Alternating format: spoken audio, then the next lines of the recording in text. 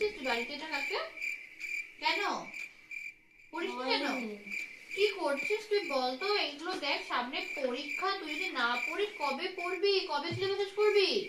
সামনে তো পরীক্ষা। দিদি ভাই আজকে ছেড়ে দাও, আজকে না না আজকে না না আজকে তোর মাকে আমি বলবো নালিশ করতে হবে, কিছু করার নেই। তুই এরকম রোজ এরকম করলে হবে? তুই বলতো আজকে একটা দিন না, তুই এরকম করে করে তুই রোজ এরকম ভাবে বলিস হবে না। আজকে আমি তোর মাকে জানাবো, কিছু করার নেই। তোর মা আমাকে মাঝ বেলা ফিস দিচ্ছে, আমি তোকে এত কষ্ট করে পড়াতে আসি সকালবেলা ঘুম থেকে উঠে, আর তুই একদিনে পড়াশোনা করিস না। এগুলো কিন্তু একদমই ঠিক না বলতো।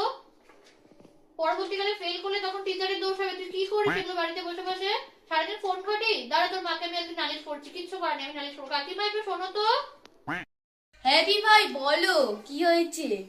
কাকিমা দেখো, একদম বাড়িতে পড়াশোনা করে না, সারাক্ষণ খালি ফোন ঘাটে, শুনে না। সামনে পরীক্ষা, তুমি বলো ফেল করলে তো তুমি বলবে আমাকে, বলো তারপরে যে ও একদম পড়াশোনায় মনই নেই ওর।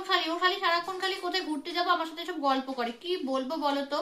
হ্যাঁ জানোয়ার, সারাদিন তো চিতাটাকে নিয়ে পড়ে থাকিস। আজকে যাক না দিদি ভাই, যাক। মুখে মুখে তর্ক, ওই চিতাটাকে নিয়ে সারাদিন পড়ে থাকা। কাল থেকে দেব দিদিকে পড়া, এই শেষ করে দেব একেবারে। আজকে তোর মাকে আমি নালিশ করলাম, কালকে থেকে পড়া না পেলে আমি কিন্তু কান ধরে বাইরের রাস্তায় বার করে দেবো। এটা যেন তোর মাথায় থাকে।